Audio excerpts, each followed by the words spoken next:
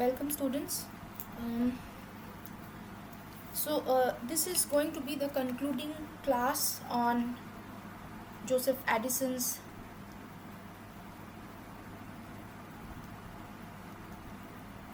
The Spectator.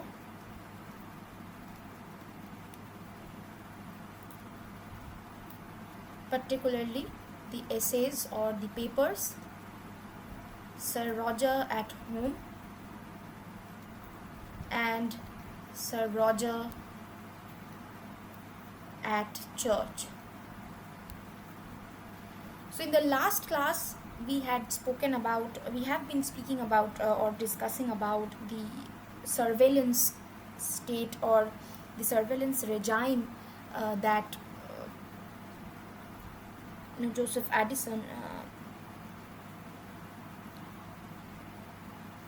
creates a vision over here, starting the circle or the cycle of surveillance regimes that Foucault was to analyze in the future, later in the 18th and 19th century. So we had spoken a bit about that.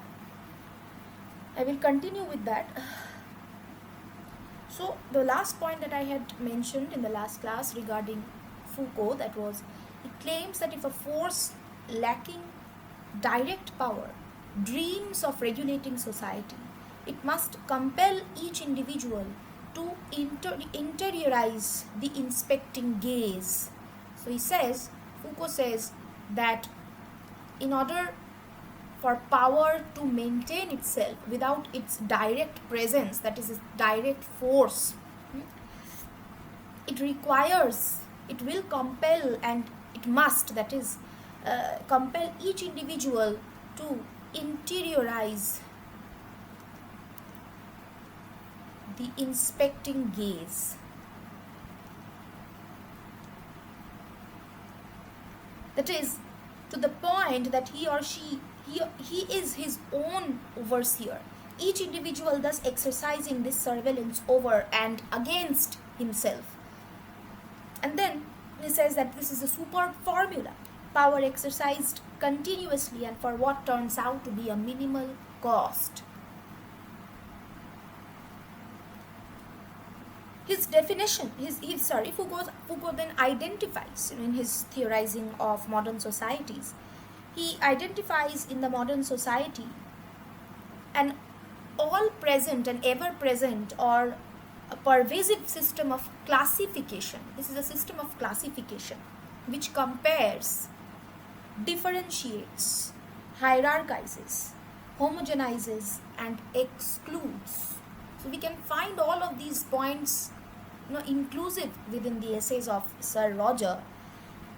Classification which compares, wherein we have the comparison between the two parishes, that is, differentiates, it creates a difference between the regulation of the two parishes, therefore saying that one is good and the other is bad. The good one is obviously run by Sir Roger.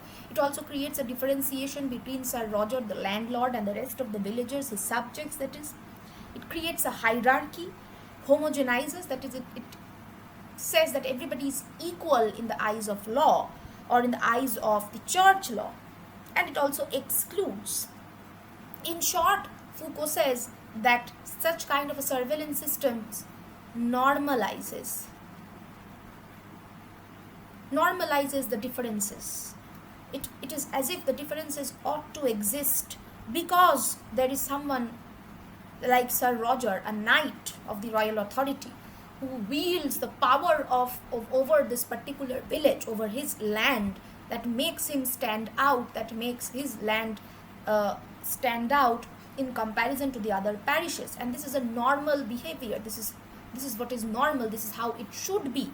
This kind of idea, this ideology is created by the surveillance regime, which Joseph Addison almost foresees while writing The Spectator or forming the intention of The Spectator. When individuals accept and interiorize these categories, they assume the desire to be normal and discipline themselves accordingly. That is exactly what happens. It is normal for Sir Roger to behave so absurdly and oddly, and that is why they interiorize his disciplining actions, and they discipline themselves according to the desire of Sir Roger, according to the greater desire of Joseph Addison's representative, urge to morally reform the society. Characterizing the Spectator and praising it subsequently, many critics have praised it as a gentle journal, for the prose style, for the way that Addison writes. He writes beautifully, that is. And so when the Spectator is characterized as such, that it is a gentle journal, it obscures the fact, or it dismisses, it chooses not to see the fact that the journal took to its task of reformation, with the threat of public humiliation. If you remember, in the last class I had quoted from Daniel Defoe's Mr. Review, what he is threatening the individuals with, that all ought to inform the Mr. Review what about the people who are doing wrong, and their names and addresses, their identities will be disclosed in the next publication, that is. So when we look at just the flowery language or the prose style of Addison, we are almost overlooking the fact that the journal had the task of reformation with the threat of public humiliation. The style charms, as most critics would say. Thus, it also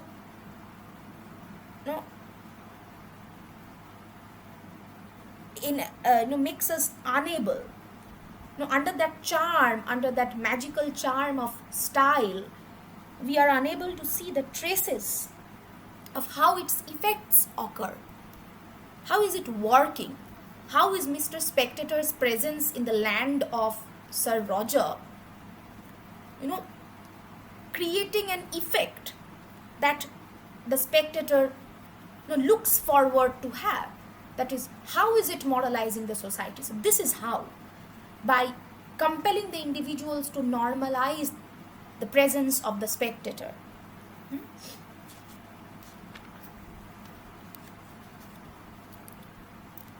So the next question that we can ask is that,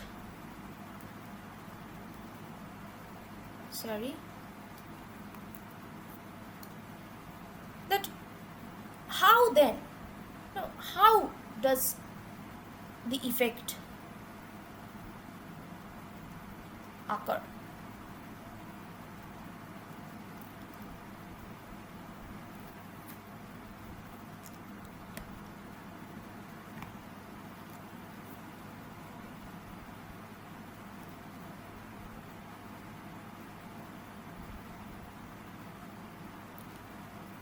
Nature of the Spectator.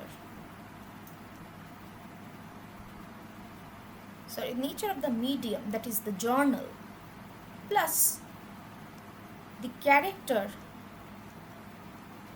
of Mr. Spectator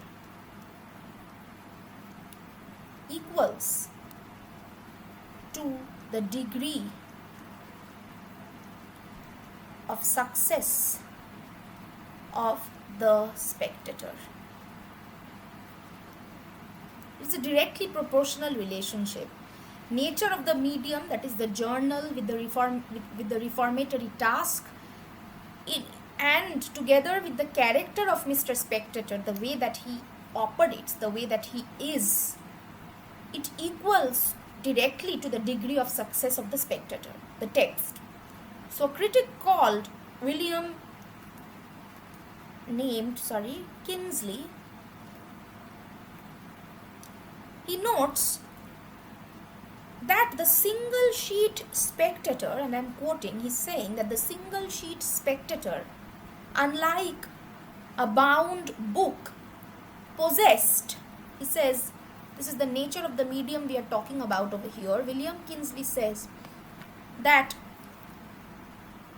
this single sheet Spectator, unlike a bound book, possessed portability. That is, it was easy to be carried around. Portability, it provided portability, it provided silence. ease of concealment. You can easily hide a single sheet of paper, and of course the ease of transmission. It was easily transmitted, it was easily relayed from one person to the other. Then he goes on to say, it could travel further and faster than any book, and could insinuate itself, that is, it could place itself in the nooks and corners of the fashionable mind where no books could possibly fit. Mr. Spectator can himself be filled within these characteristic categories. So Mr. Spectator's categories are very similar to the medium of the journal, to the medium of the Spectator, that is the single sheet journal. The fashionable mind, that is the new elite or the bourgeoisie, the future generation of the former aristocrats like Joseph Addison, who are products of inheritance, but they took to the public sphere more. We will talk about the public sphere later on. Who took to the public sphere more rather than having debates in the court with royalty. The Whigs, that is, the fashionable mind, they were much more concentrated in their intellectual appearance. So the fashionable mind is not capable enough, according to this critic, is not fit enough. It does not want, rather, capable or fit, that wrong choice of words. They do not want to carry very complex and complicated books, big fat bound books, which cannot be carried very easily. And they want ease in their lives, these people. They want things to be easy in their life. So the book cannot be carried from one place to another so easily. It cannot be hidden. It is not silent. That is, whenever you are carrying a book, people get attracted to it. People wonder what it is. But having a single sheet of paper of information, you can easily fold it and hide it with yourself, and then transmit it or relay it to some other person. And Mr. Spectator particularly also belongs to all of these categories. His identity, hidden identity, we do not know that nobody knows that Addison himself is Mr. Spectator, or who this Sir Roger's relative is, friend is, who visits him. Nobody knows that he is the Spectator. So he is silent about his observations. He does not speak out loud to his objects of study. He writes them down. So he is also represents this silence when it comes to being opinions. He writes his opinions down, and that too in secret, without revealing his own identity. And so we can see that the character of Mr. Spectator, which is very much similar to the definition of the medium which he had chosen, it obviously, consequentially gives us this success of surveillance regime we have been talking about. The persona of Mr. Spectator was constructed to make the reader feel the anxiety of being watched. It's a very important analysis over here. The anxiety of being watched, as if you are constantly followed by the shadow of a voyeur, who will be watching you without your knowledge. So all of these subjects, all of these objects, that is, the individuals, the readers, they feel the anxiety of being watched. He rejects the visible authority of Sir Roger. Sir Roger has a very visible and present authority, concrete authority. People can see him, people can approach him, answer to him, question him, ask him. None of these things can be done with Mr. Spectator in mind. So he rejects the visible authority of Sir Roger and uses absence as a weapon for reformation, and therefore regulates the 18th century London society by completely disappearing from sight. So a book called The Spy upon the Spectator. So the name itself is very definitive, produced at the same time as the Spectator. The spy upon the Spectator, it complains that Mr. Spectator discovers and points every day whatever comes within the sphere of his knowledge. This component, foreshadows or talks about in a futuristic manner an angry recognition that this sphere of knowledge which Mr. Spectator talks about anything and everything that comes under his sphere of knowledge. So this sphere of knowledge was limitless because he does not belong to a concrete body. He is bodiless, so he is everywhere. Yet the readers do not know where they might find Mr. Spectator. He is safely invisible and uses his quote-unquote intelligence as a threat.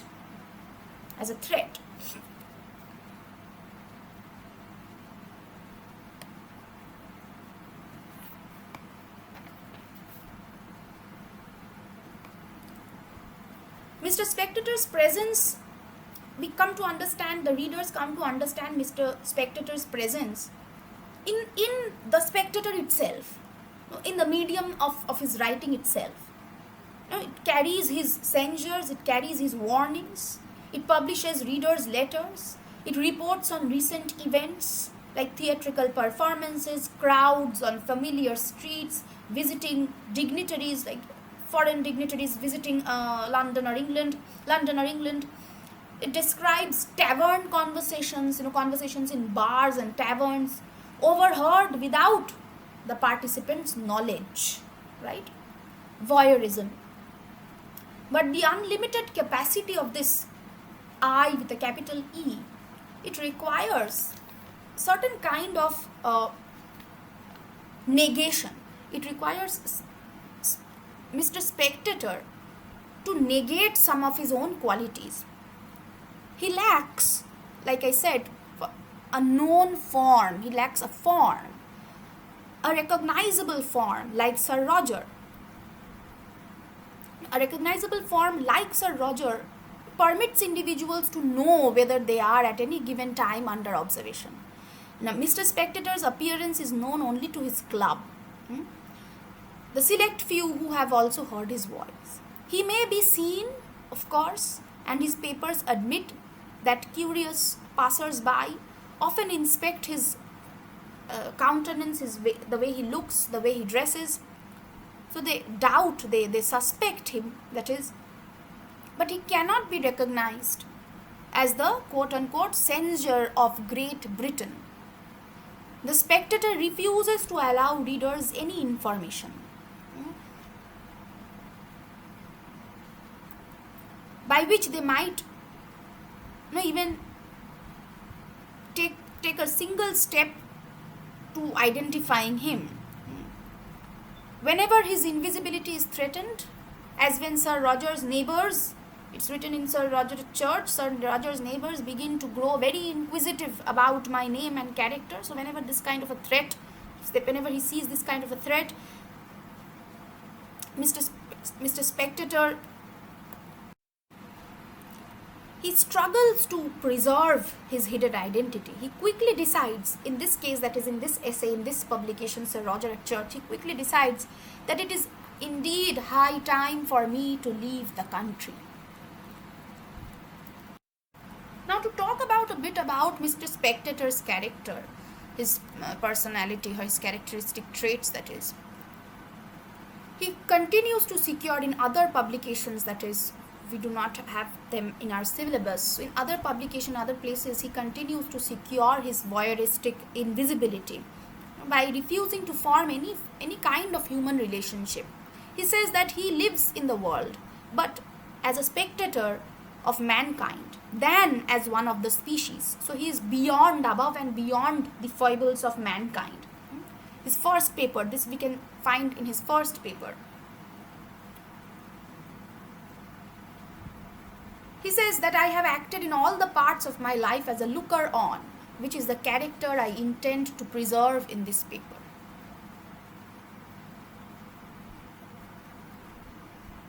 And he almost lacks all of the qualities, all of the characteristic features that he sees in the individuals he observes, like desires, ambition, love, hatred, envy. He does not possess any of these qualities, and therefore he justifies his claim that he is not one of the species. He is very much detached from everything human, and this detachment, in theory, that is, it gives him a certain authority of being objective, devoid of any personal attachment, or making him unable to write with personal emotions or empathizing with those he observes, which also gives him a certain power to disclose, to reveal other people's secrets as well, because he is not personally attached to any of these individuals. He does not enter any public places, and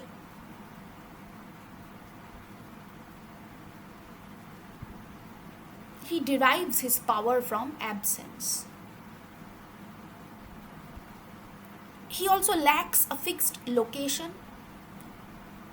Like in The Tattler, Isaac Bickerstaff, the fictional character, he writes from actual coffee houses. The Review, that is Daniel Defoe, he occupied a building to which it would summon or call readers and offenders, that is. But Mr. Spectator is placeless. So Mr. Spectator is detached,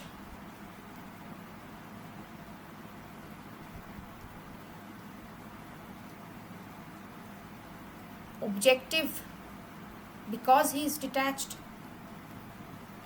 He is placeless, unlike his contemporaries, fellow journal writers.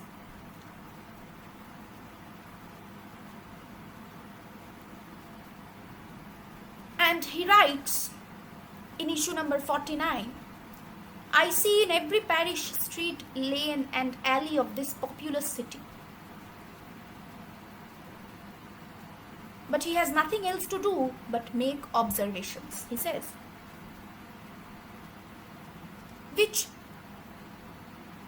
very curiously, this claim that he only observes and has nothing else to do, it is also a claim which the reformation of manners, an informant of the reformation of manners, an institution of the early 18th century, the Augustan age, a similar claim was put forth by an informant of the Society for the Reformation of Manners. Such kind of a organization existed, Society for the Reformation of Manners.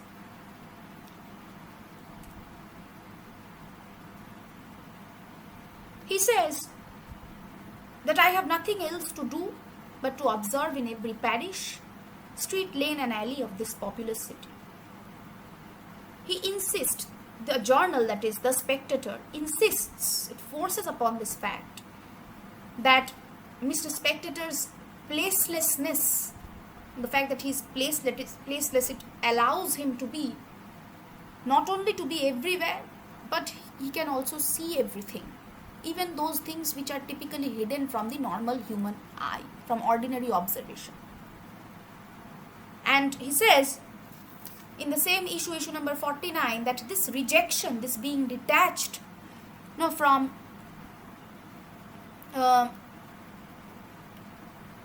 human relationships, it gains him, or it gives him an advantage of having an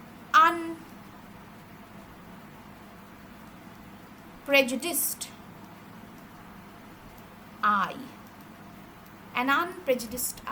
which is again related to being objective.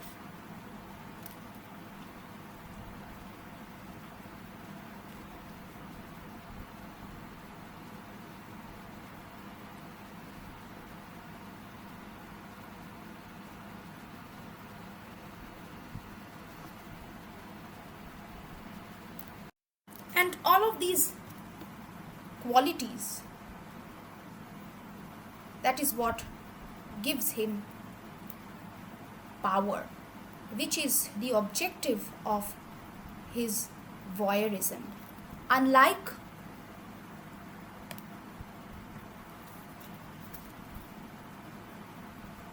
pleasure, which is also a product of voyeurism, is also the product of voyeurism, but according to Freud, in Freudian theory, pleasure is the objective of voyeurism, but over here Mr. Spectator gains power from voyeurism.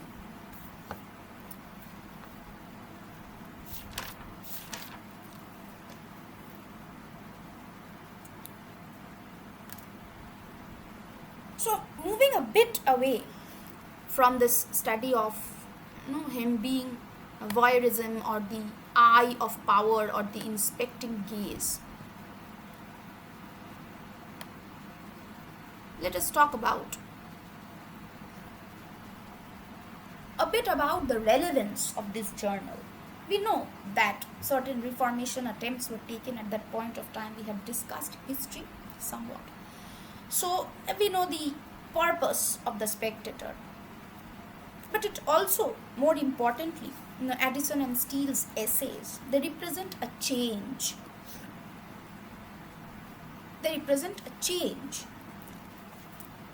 Now, according to a theorist philosopher called Jürgen Habermas,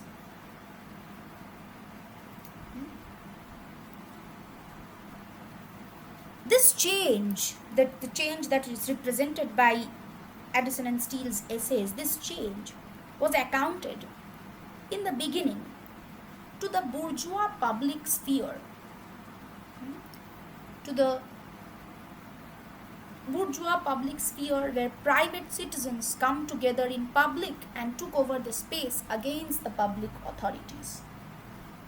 So here comes the division between the public and the private sphere. We will see how this division, it gets blurred. We will see how this division slowly erases itself, and how this the Spectator, that is a representative of this division moving away, is a representative of this change, of this transformation.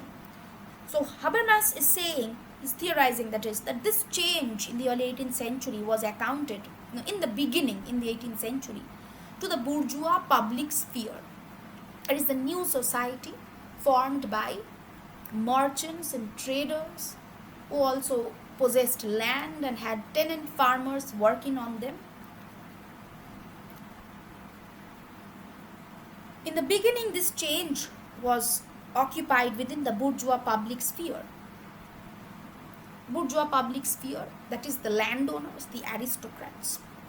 And they slowly came to be penetrated occupied by the private citizens, the educated intellectuals, the merchants, the traders, the guildsmen. And the private citizens, they came together in public, in coffee houses, rather than in private, in the court or within their rooms. So they came together in public and took over this space of the public, of this public sphere of government officials or of royal officials. They took over this space against the public authorities. Against the public authorities.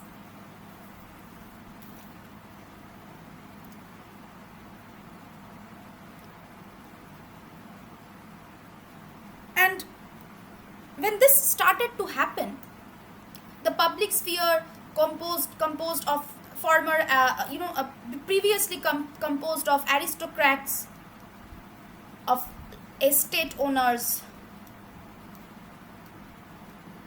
of barons, lords, etc., etc., Formerly it was occupied by this. Now, with the new generation, with the heirs, with the sons and daughters of the aristocrats, of barons, estate owners, lords, etc., their heirs, that is, their sons and daughters, the newer generation, they started to mingle with the bourgeois intellectuals, and they built a bridge between the older collapsing courtly public sphere. In the public sphere, the public is two places. It's two kinds of concepts. Two concepts are involved in the word public. The one that is the public sphere,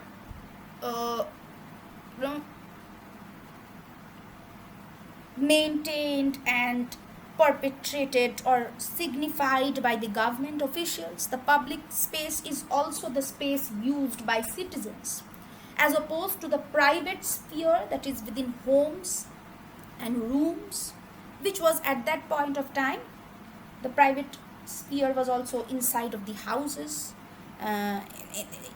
inside of the personal rooms and clubs, and the public sphere was the court discussions and court debates and parliamentarian discussions. So the heirs of the formerly aristocratic landlords or aristocrats, in their encounters with the bourgeois intellectuals, they built a bridge between the older collapsing courtly public sphere and the new upcoming bourgeois public sphere. So,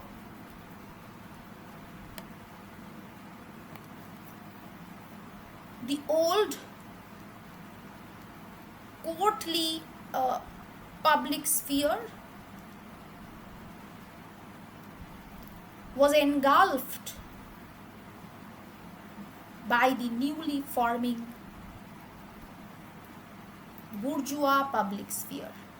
Addison belongs to this outer circle, and Addison and Steele tried to create a counter model, an opposing model, a model in the opposite of a gentleman based on behavior rather than birth. So the landed aristocrats, the former courtly lords and barons and estate owners, they were intellectuals by birth, by inheritance. But the new bourgeois citizens, bourgeois public citizens, like Addison and Steele, they were gentlemen based on behavior. This is what Addison and Steele tried to represent, tried to create a model of a gentleman based on behavior rather than birth. In 1690s,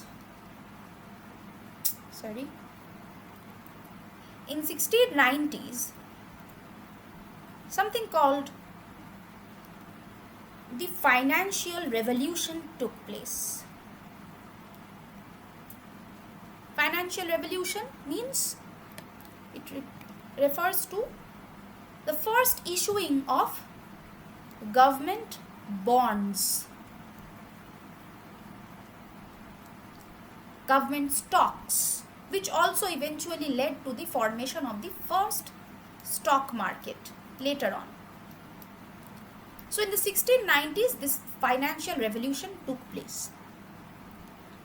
It gave considerable power to the investors. Okay, those people who were investing in government bonds. That is, they were showing their faith in the government, in the public authority. So lots of power came into their hands. Lots of considerable power came to the investors with the financial revolution. The need to attain only the endless personal gain, a new kind of ideology was to be promoted. Just a moment. So as I was saying, with this, the financial revolution, which gave lots of power to the investors, there was an ongoing idea, or people were individuals, these individuals, there was this idea created of about running for personal gain only, personal interests only, endless personal gain. So a new kind of ideology was to be promoted, it was required, it was the need of the time, and the Spectator, the journal, it responded to this need. Therefore, to create the persona of Mr. Spectator, Addison and Steele celebrated moderate commercial values. The Spectator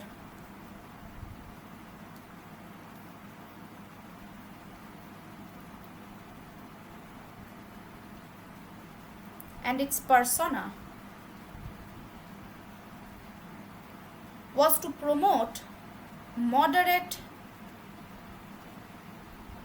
commercial values, where individuals of privilege, of monetary privilege, do not undermine the value of this society, of social behavior, that is. So, therefore, to create the persona of Mr. Spectator, Addison and Steele celebrated moderate commercial values. As the persona, that is Mr. Spectator himself, he lives in the fringes of aristocracy. He represents a man of virtue, a man of privilege by land, but we never see him managing that property, we never see him working on his land. Mr. Spectator celebrates the middle condition. He is neither inclined toward the aristocracy nor the poor, and then again gaining, showing the kind of detachment that is characteristic of Mr. Spectator, therefore gaining his power from this objectivity. This detachment is also balanced with the fact that Addison always describes individual. So this detachment from the social order of things, it is not that it gives him a disadvantage. Even if it did, he corrects that disadvantage, because every other individual he describes apart from himself, he describes them in terms of economic context. For example, who is a landlord, a clergy, a lawyer, an advocate, a clerk. That is how he describes the individuals he observes according to their economic positions. Addison talks about the virtue of public credit, that is, investing in government bonds. He talks about the importance of public credit in issue number 3. He says over there how it is necessary for the growth of the state and how it can die in the hands of older forms of skepticism. So, you need to invest in government bonds. It is good to do so. You need to show faith in the government because it is necessary for the growth of state. In another issue number 346, he writes, and I am quoting, "I know not whether he can be called a good subject who does not impart some part of his fortune with the state, to whose vigilance he owes the security of the whole." So he sees it as a very bad and a poor quality not to invest in the state, not to invest in government bonds, not to show faith in the government, because it is the state to which he owes, to this man of fortune owes his entire security, his entire social life. He assures us, Mr. Spectator assures us in other issues as well, of the transforming power of economy and its connection to national interest. Therefore, Sir Roger's prudence, his thrift, the way he handles people, his honesty, his discipline, he make for his wealth. Because he is prudent, because he is thrifty, because he is honest and diligent, he is wealthy, he is benevolent, he is kind, he is happy. and he's socially useful. He applies these qualities, that is his kindness, his wealth, his happiness, his social utility. He applies these qualities to the managing of his lands. We have seen that in both of the essays. The effects of these practices, the consequences of these practices, it can be seen when he appears in the church or in interaction with his tenants, how they behave, how they try to transform themselves. These effects, which can be seen in the during his presence in the church or when he converses with his tenants, these effects determine his social status and standing in the community. Therefore, again, taking us back to the first point, his social utility. So over here we find Mr. Spectator's urge, or point, Mr. Spectator's point of the transforming power of economy, which is in connection to national interest. So here we find within Sir Roger an interrelation of his economic status and moral values. So one complements the other. So if you are a man of fortune like Sir Roger is, then you ought to have some social value. And this is the cycle that his characteristic thriftiness and honesty, it allows him to be kind, benevolent, happy, and socially useful. He applies all of these qualities, his thriftiness and honesty, to his land and the way he manages his tenants, whose effects, the effects of the application can be seen when he is present in the church, when he talks to his servants or other tenants, and this again determines his social standing and position in the community. This was also the birth of the social sphere. A public sphere or private sphere, the differences, the categories, they blur away slowly, and the social sphere comes to birth, where how your economic standing or social standing affects how your economic or financial standing affects the society, good or bad, and how they in turn add to your social standing and financial standing. They are interrelated to each other. So the birth of the social sphere, no longer will be there days of concrete division between the public sphere and the private sphere. The public sphere belonging to the public authority, government authorities or royal authorities, the courts.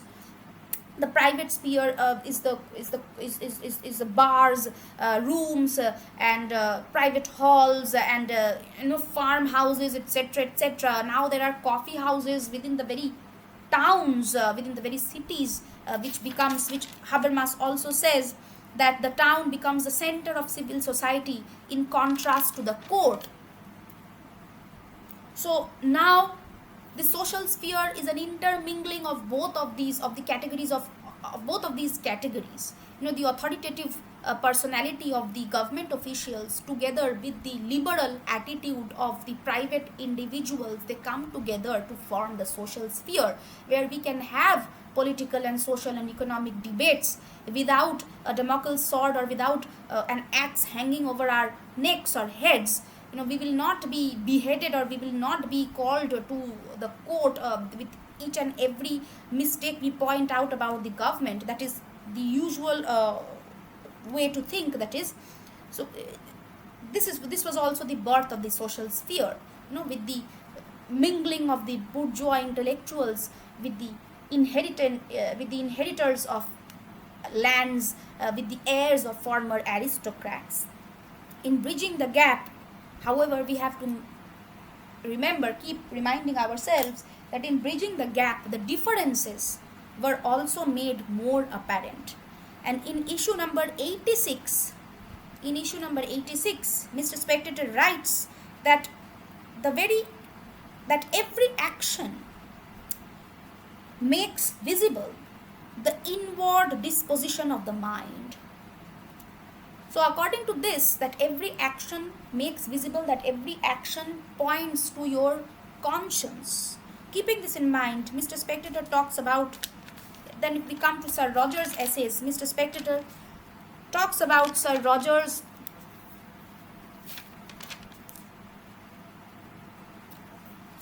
just a moment. outward appearances all the time, indicating perhaps indicating to the readers, to the contemporary readers, to the readers, but to the readers I mean us, because to the contemporary readers it created the fastened idea, it reinforced the idea that their bourgeoisie preoccupation with the sincerity of Sir Roger's outward behavior as directly linked to his inward nature, which very curiously all of you did as well. The readers, the contemporary readers of Mr. Spectator, they took Sir Roger's actions to be indicative of his own conscience, of his own morality and ethicality, which you also did while writing your assignments, or you were supposed to do. You were supposed to form an opinion of Sir Roger by his actions. And so, when he writes in issue number 86 that every action makes visible the inward disposition of the mind, to the readers, okay, to us, that is to the readers now, it seems that appearance and actions are all that there is. There is no inward disposition coming into question. There is no conscience to be learned of. You can only see the actions and appearances. That is exactly how Mr. Spectator also observes Sir Roger and everyone else, with complete objectivity, what he is doing rather than why he is doing. So if we apply another thinker,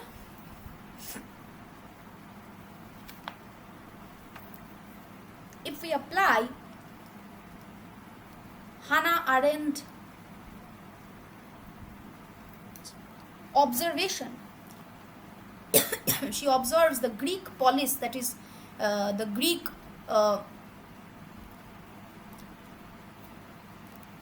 she observes the Greek polis, or the Greek city-states, sovereign states, that is in a work called The Human Condition. She observes the Greek polis over here. So if we apply her observation of the Greek polis in The Human Condition,